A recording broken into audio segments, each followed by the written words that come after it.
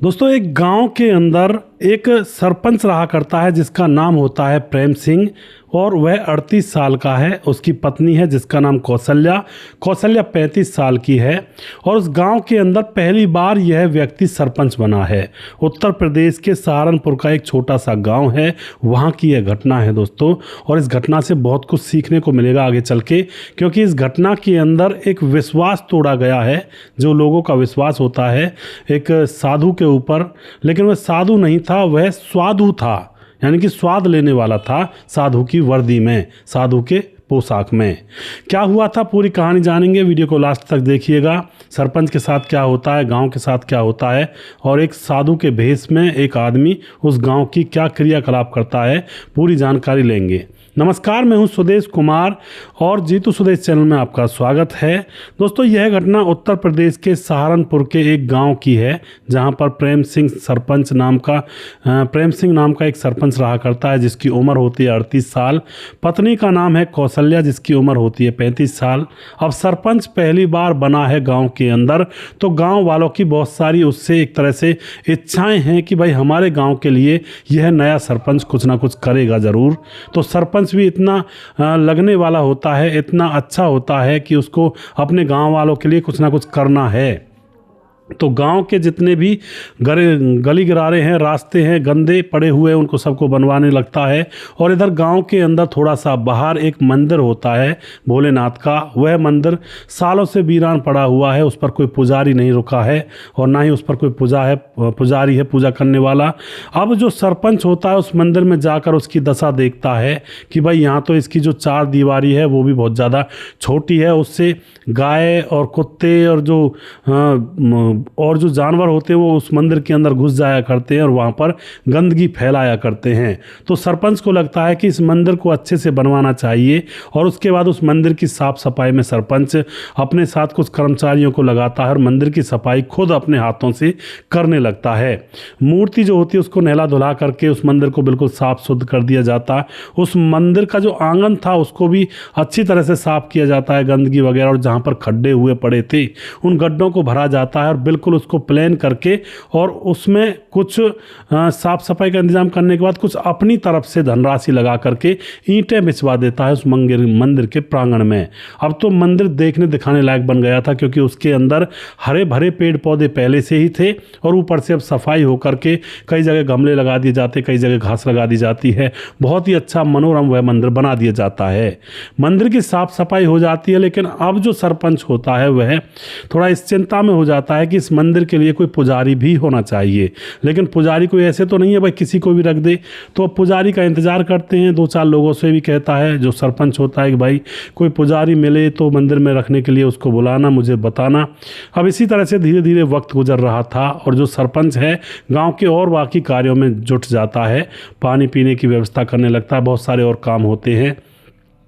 एक दिन की बात होती है, उस सरपंच के घर में जो उसकी पत्नी थी कौशल्या 35 साल की, वह अपने स्टोर रूम को साफ कर रही थी, जिसमें कबाड़ा भरा रहता है, जिस कमरे के अंदर, गांव के अंदर उसको बुखारी बोलते हैं और वैसे शहर में उसको स्टोर रूम बोल देते हैं। तो उसको जैसे साफ सफाई उसकी कर रही थी तो उसमें एक सांप था और सरपंच की पत्नी कौशल्या को वह डस लेता है। अब दोस्तों एकदम से सांप ने उसको डस लिया, वह तो एकदम से रोने लगती है।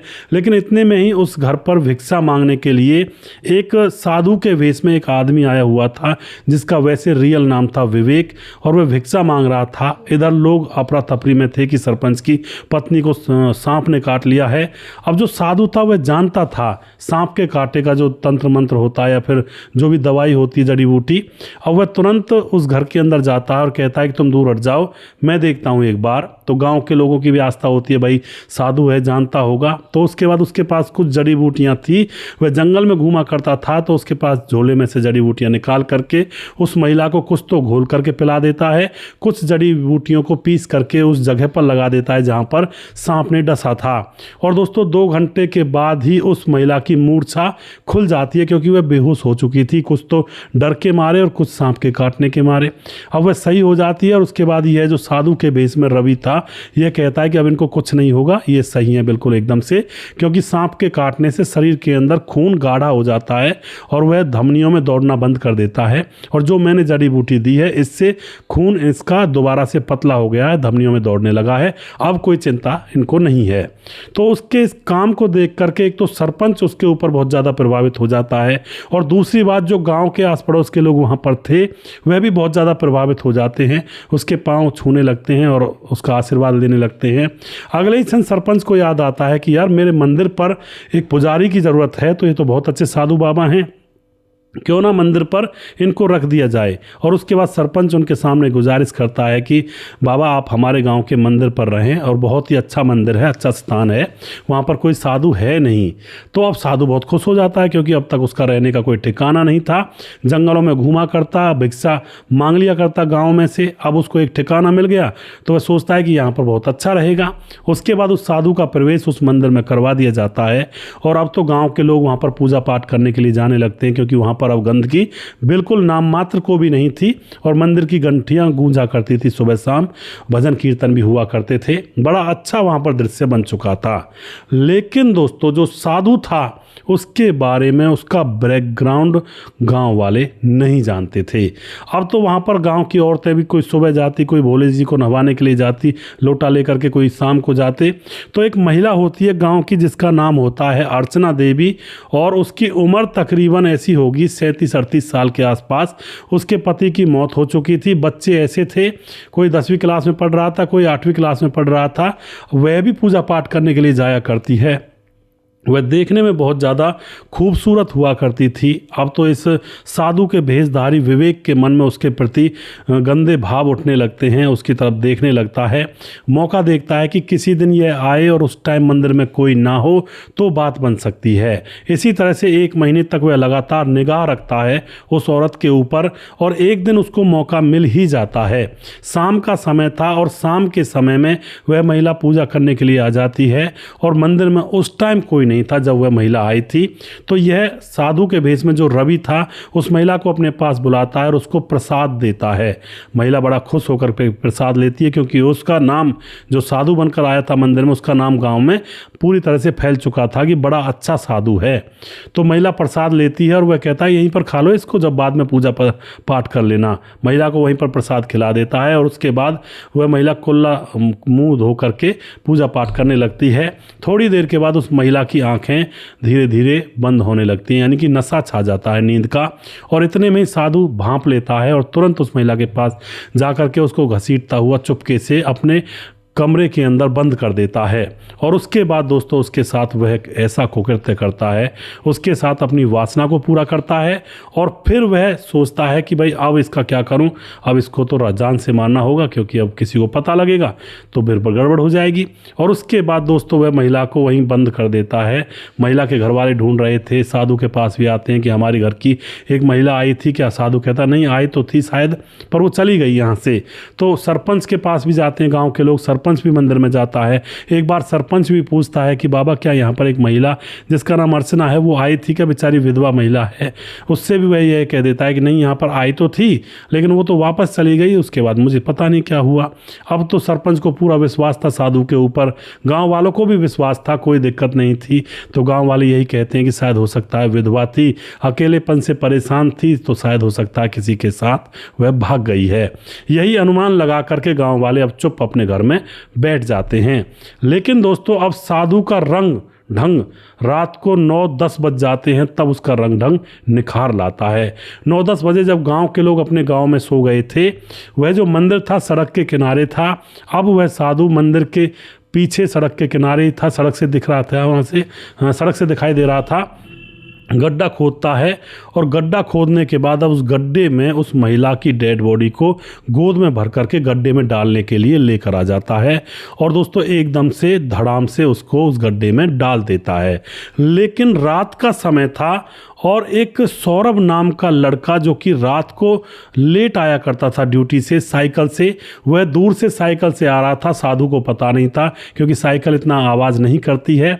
और वह दूर से चंदा की चांदनी में मंदिर ऐसे ही चमक रहा था, और वहाँ पर साधु ज्यों की त्यों दिखाई दे रहा था उस महिला को गड्ढे में डालता हुआ। और कहीं ना कहीं उसके पास भी फ़ोन आ चुके थे किसी यार दोस्त के कि यार गाँव की जो अर्चना देवी है वो तो भाग गई किसी को लेकर। अब उसके मन में ये उठता है कि ये साधु साधु इस गड्ढे के अंदर एक इंसान को डाल रहा है और यह तो कोई महिला है, इसके बाल बड़े बड़े हैं। अब एकदम से उसके मन में भ्रम पैदा हो जाता है। साधु उस लाश को डाल चुका था गड्ढे में और यह जो गांव का सौरभ नाम का लड़का था जो रात को 10 बजे साइकिल से ड्यूटी से वापस लौट रहा था, अब यह सारा नज़ारा देख करके चुपचाप गांव में जाकर बता देता है और गांव के 10-20 लोग उस समय उठकर आते हैं और उनको ले आता है उस गड्ढे के पास। अभी तक साधु उस गड्ढे को पूरा भर नहीं पाया था, कुछ मिट्टी डाली थी उसके ऊपर, लेकिन उस महिला के कपड़े उस मिट्टी में से दिखाई दे रहे थे।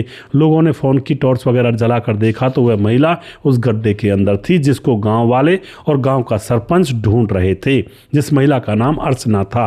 अब तो वह सारी चीज़ें बता चुका था साइकिल वाला, वह कह चुका था कि भाई साधु डाल रहा था इसमें, तो साधु को तुरंत पकड़ लिया जाता है और अच्छी तरह से उसकी खातिरदारी की जाती है। खातिरदारी करने पर उससे पूछा जाता है तुमने ये क्यों किया। अब वह बताता है कि मैं तंत्र विद्या सीख रहा था और मुझे 5 बलि देनी थी महिलाओं की, 3 बलि तो आज पूरी हो चुकी थी, 2 बलि और देता, लेकिन उससे पहले मेरा भांडा फूट गया। अब तो तुरंत वहाँ पर पुलिस बुलाई जाती है और पुलिस के हवाले उस साधु भेषधारी को किया जाता है। दोस्तों, साधु का जो ताना बाना होता है, साधु जो इंसान बन जाता है, या फिर हम साधुओं की डेफिनेशन लें, बहुत ही त्याग, तपस्या और अपना पूर्ण रूप से अपने जीवन से मोह माया छोड़ करके साधु बनते हैं लोग। अपनी जो जिंदगी है उसको सुधारने के लिए और उस परमपिता परमात्मा से मिलने के लिए, मोक्ष प्राप्त करने के लिए या फिर जन सेवा करने के लिए साधु अपने घर को त्याग करके अपने बीवी बच्चों को या माँ बाप को भी छोड़ करके साधु का भेष धारण करते हैं, जिससे उस परमपिता परमात्मा से मिलन हो पाए। लेकिन दोस्तों, इस चीज़ को नकल करके कुछ समाज के गंदे तत्व साधु का भेष धर करके और लोगों का विश्वास जीतते हैं और फिर लोगों के साथ ऐसी घटनाओं को अंजाम देते हैं।